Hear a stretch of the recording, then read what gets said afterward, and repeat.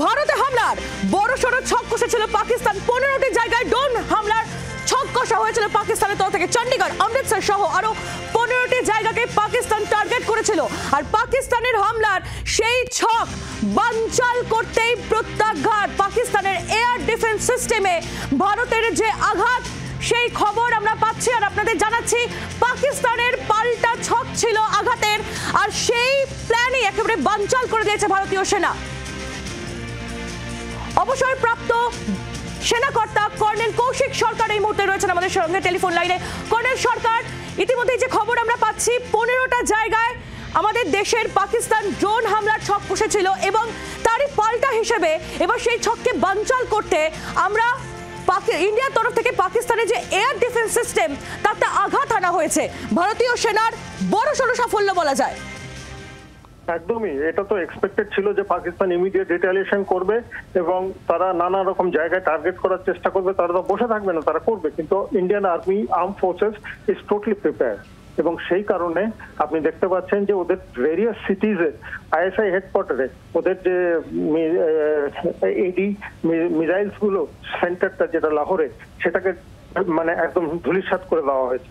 তো এইগুলো যখন হচ্ছে আমাদের তরফ থেকে একটা কনসার্টেড এফোর্ট, ইন্টিগ্রেটেড ওয়েতে এফোর্ট করা হচ্ছে। তুমি যত রেসপন্সটাকে তোমার তরফ থেকে বাড়াবে, আমরা তার দ্বিগুণ ভাবে তোমাকে চেষ্টা করবো। একেবারেই কর্নেল সরকার, অনেক ধন্যবাদ আপনাকে। অবসরপ্রাপ্ত সেনাকর্তা কর্নেল কৌশিক সরকার ছিলেন আমাদের সঙ্গে টেলিফোন লাইনে। আপনাদের আরো একবার জানাই, ভারতে হামলার বড়সড় ছক কষেছিল পাকিস্তান। 15টা জায়গায় ড্রোন হামলার ছক ছিল পাকিস্তানের, যার মধ্যে চণ্ডীগড় রয়েছে, অমৃতসর রয়েছে, আরো 15টি জায়গাকে টার্গেট করা হয়েছিল। আর সেই হামলার ছকে এবার বানচাল করে দিতেই এই প্রত্যাঘাত, যে প্রত্যাঘাতের কথা ইতিমধ্যেই ভারতীয় সেনার তরফ থেকে বিবৃতি জারি করে জানানো হয়েছে।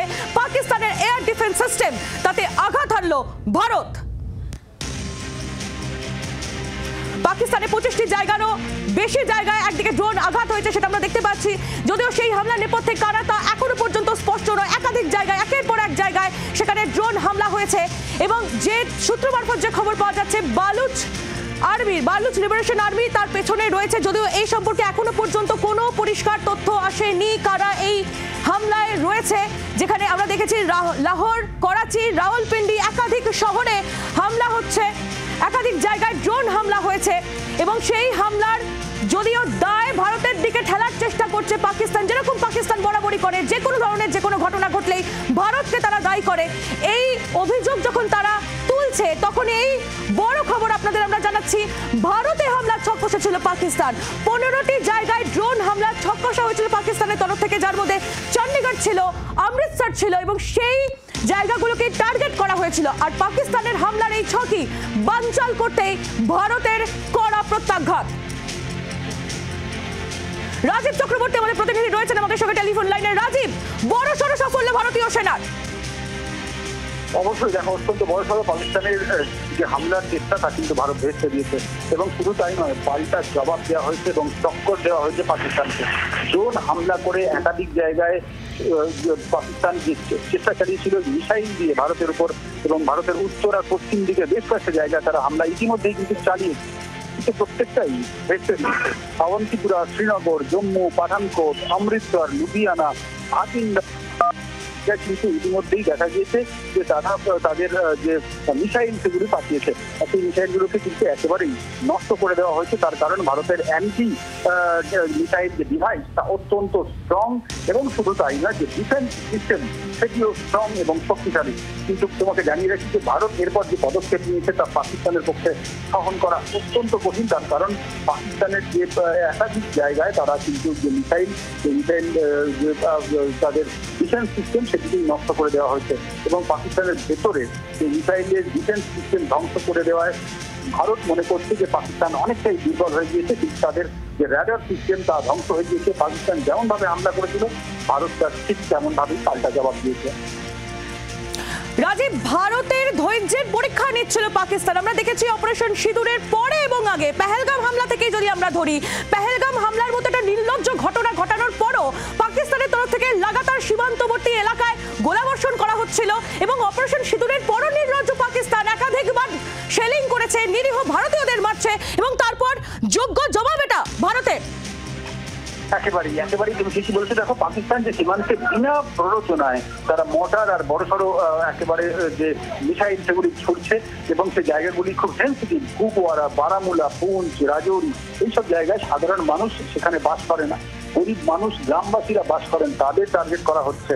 আর যার ফলে এখনো পর্যন্ত কিন্তু 16 জন মানুষের মৃত্যু হয়েছে, যার মধ্যে 3 জন মহিলা, 5 জন শিশু রয়েছে। এর জবাব কিন্তু ভারত দিতে ভুল করেনি, সঙ্গে সঙ্গে পাল্টা জবাব দেওয়া হয়েছে।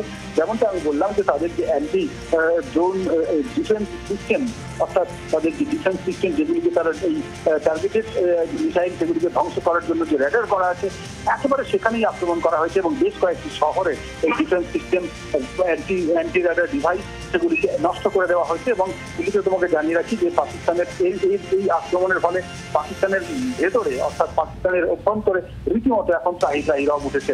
আম জনতা পাকিস্তান সরকারের দিকে আঙুল তুলছে এবং পাকিস্তানের বেশ জায়গায় ঘটেছে, যার ফলে পাকিস্তানের ভেতরে এখন এই মুহূর্তে রীতিমতো আম জনতা ক্ষিপ্ত হয়ে উঠেছে এবং তারা অনেকেই আতঙ্কে বাড়িঘর থাকতে শুরু করেছে।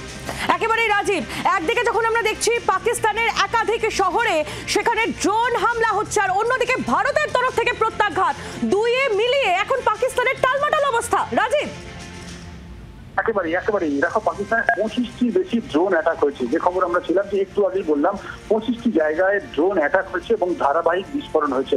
এক্ষেত্রে ভারতের হাত কতটা তা নিয়ে সেখানে জল্পনা চলছে, ভারতের দিকে আঙুল তোলা হচ্ছে।